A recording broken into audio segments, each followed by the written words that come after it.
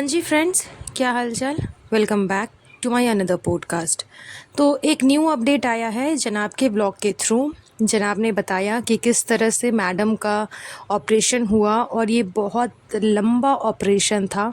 बहुत ही लंबी सर्जरी थी मैडम की, लगभग 12 से 14 घंटे की ये सर्जरी थी। तो बहुत लंबा प्रोसेस था, बहुत ही लॉन्ग सर्जरी थी, लेकिन चलो मैडम अच्छे से उस सर्जरी से बाहर निकल चुकी है। सर्जरी होने के बाद उनको आईसीयू में शिफ्ट किया गया था। देन आईसीयू से भी वो डिस्चार्ज हो गई हैं और डिस्चार्ज होने के बाद वो वापस से हॉस्पिटल के रूम में भी आ गई थी, मतलब हॉस्पिटल में जो रूम इन लोगों ने लिया था। एंड बहुत जल्द वो घर भी आ जाएंगी। वैसे तो अभी तक मैडम घर आई नहीं है, लेकिन बहुत जल्दी वो घर भी चली जाएंगी, सब कुछ सही से हो जाएगा। तो बहुत ही अच्छी रही उनकी ये सर्जरी की जर्नी, मतलब अच्छी इन द सेंस कि बहुत ही सेफुल रही।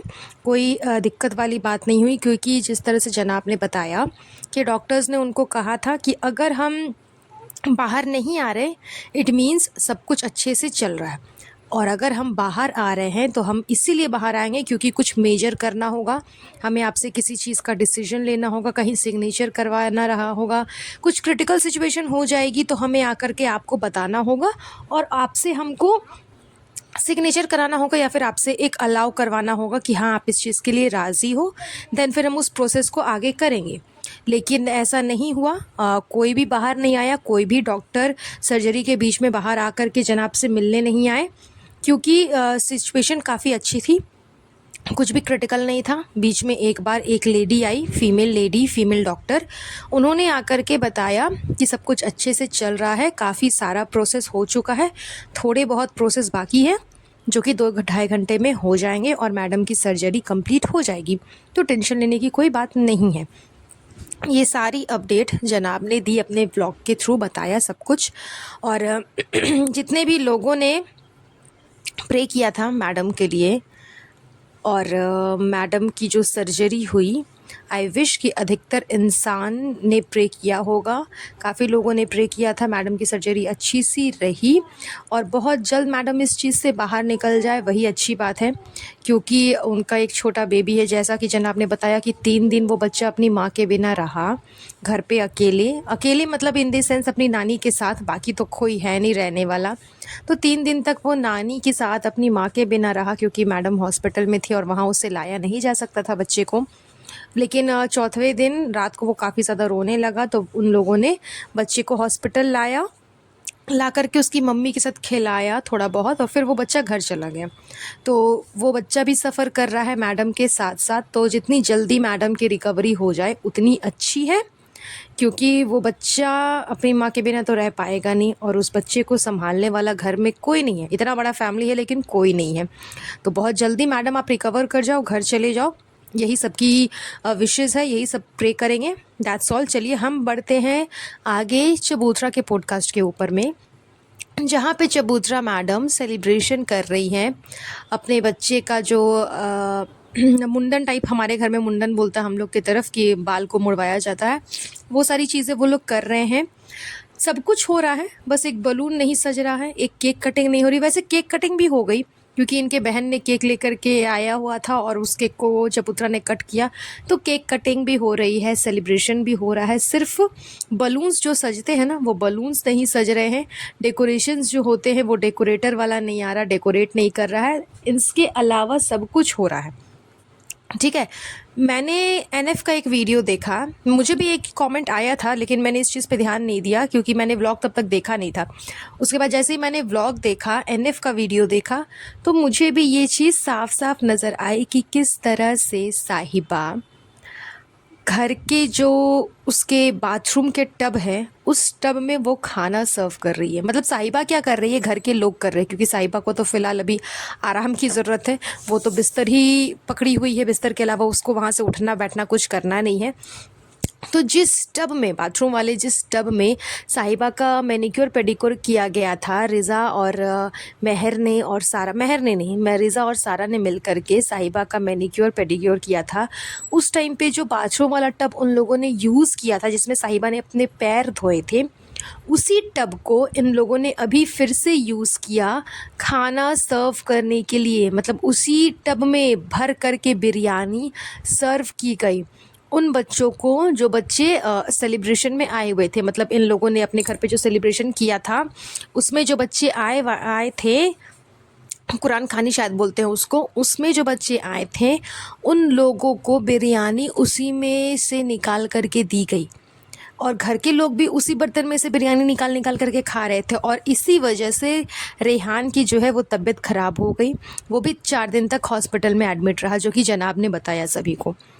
तो कितनी घटिया चीज़ है ये। मैंने मतलब अभी नोटिस नहीं किया था क्योंकि मैंने व्लॉग ही नहीं देखा, लेकिन जब एनएफ ने वीडियो बनाया, एनएफ ने बताया ये चीज़, एंड फिर जाकर के मैंने भी व्लॉग देखा, तो ये चीज़ साफ साफ दिख रही है।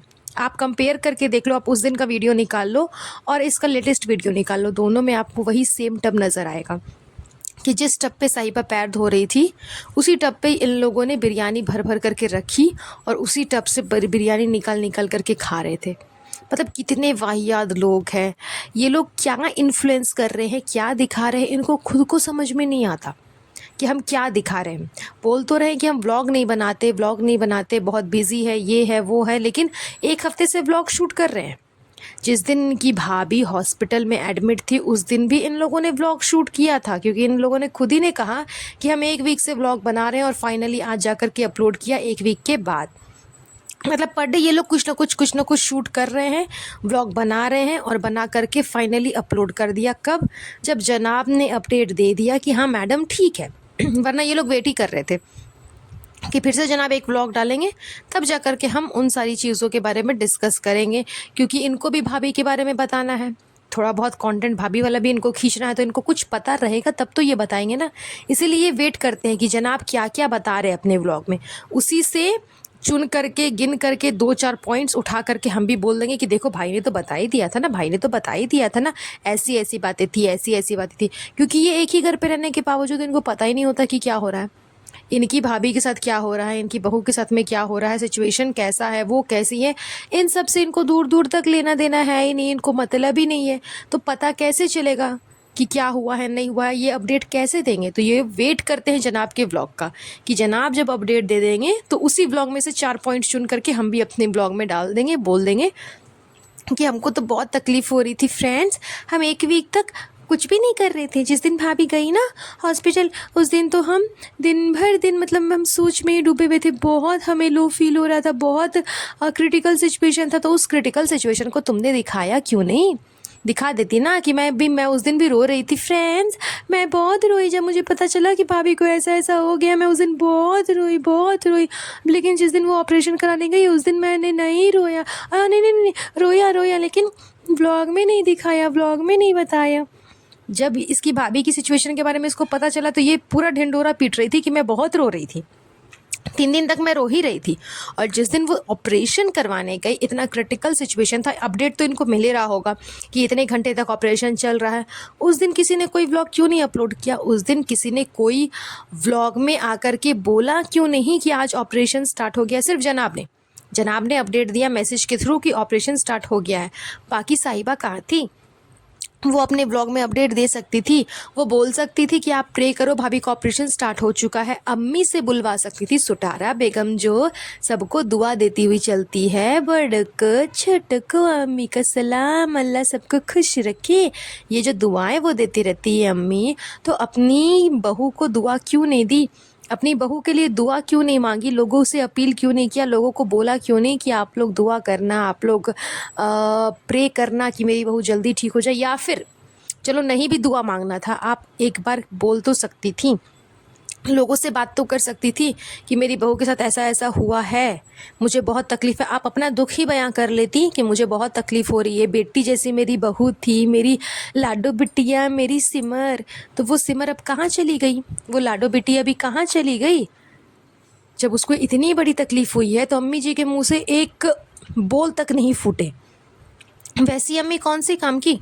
वही मैडम बोलती है कि मेरी अम्मी मेरी मम्मी से बढ़ कर के, यही है मम्मी और यही है अम्मी, जो कि मैडम के लिए कुछ भी, जिसने कुछ भी नहीं कहा, एक पोस्ट तक नहीं डाला, एक वीडियो तक नहीं डाला, एक बोल तक नहीं बोले कि हाँ मेरी बहू के साथ ऐसा ऐसा हुआ है, आप लोग प्रे करना। क्योंकि अपने हस्बैंड के टाइम पे तो बोला था ना उन्होंने, उनकी हस्बैंड की तबीयत ख़राब थी, उस टाइम पे उन्होंने बोला था, रो रो कर के वीडियो में आकर के बोल रही थी। तो फिर अपनी बहू के लिए एक लफ्ज़ क्यों नहीं बोला? जिस दिन वो ऑपरेशन थिएटर में थी उस दिन क्यों नहीं बोला? तो इनको कोई फ़र्क नहीं पड़ता, इनको कोई मतलब नहीं है, इनको अपने आप से मतलब है, अपने व्लॉग से मतलब है, अपने सोटम सूट से मतलब है सुटारा बेगम को, उसके अलावा उसको किसी चीज़ से मतलब नहीं है, अपनी बेटी से भी नहीं है। क्योंकि बेटी जब अपने बच्चे को लेकर के हॉस्पिटल जा रही थी तो साथ में नाज़ा खाला गई है, साहिबा के साथ नाज़ा खाला गई है, सुटारा बेगम नहीं गई है कि मैं चलो अपनी बेटी के साथ हॉस्पिटल चली जाती हूँ, नहीं, उनको तो सिर्फ बिस्तर पे पड़े पड़े पलंग तोड़ना है। तो वो ना तो अपनी बेटी की सगी है, ना ही अपनी बहू की सगी है। चलिए, मैं आगे और भी डिस्कस करूँगी इस पॉडकास्ट के बारे में, इस टॉपिक के बारे में अपने नेक्स्ट पॉडकास्ट पे। आज का ये पॉडकास्ट हम यहीं पर एंड करेंगे। बहुत जल्द मिलूंगी आप लोगों से नए टॉपिक पे, तब तक अपना ध्यान रखिएगा। Have a nice day, bye bye.